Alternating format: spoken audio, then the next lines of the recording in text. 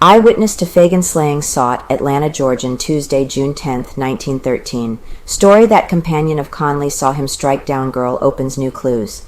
Jim Conley, whose sensational story has made him an accessory after the fact in the murder of Mary Phagan, is sticking closely to the details he unfolded in his remarkable affidavit, according to his attorney William M. Smith.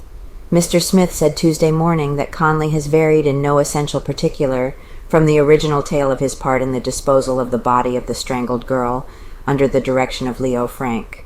To Mr. Smith and others who have interviewed the Negro in the last few days, he has begun at the moment when he says he saw the little form lying limp and inert at the rear of the second floor, until he declares he wrote the mysterious notes at Frank's dictation in the National Pencil Factory office. In all his story, there has been practically no conflict or contradiction with the affidavit to which he swore before the detectives after a half-day's grilling. Mr. Smith said he believed his client was telling the whole truth. Actual witness sought.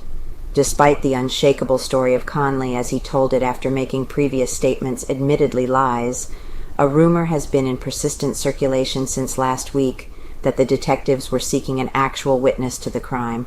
It is said such a person exists and that he is a Negro who shot craps with Conley in the basement of the factory on the day of the murder. The rumor has it that this Negro won all of Conley's money and that he saw Conley in a half-drunken fury strike down the little Phagan girl when she came down the stairs of the factory with her silver mesh bag in her hands. Although it is reported that this Negro has been apprehended and is even now in custody in Atlanta, the authorities deny any knowledge of such a person.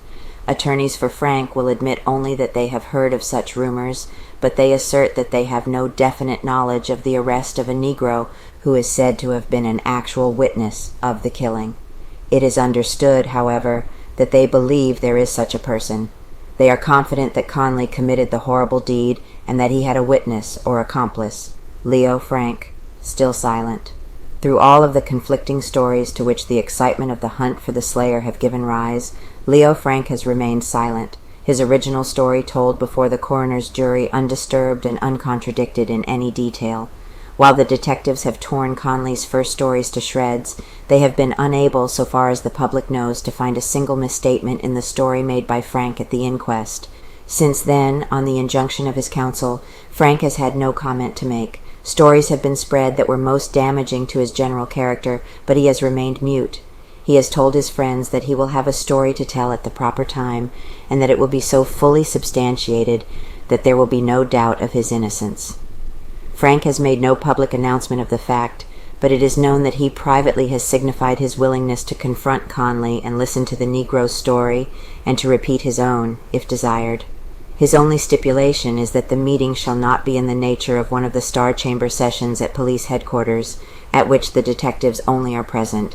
Frank would insist that certain public officers be present, so that there would be no opportunity for the manufacture of evidence colored in any particular. With these men present, he has said that he would be willing to be questioned as freely as he was at the coroner's inquest.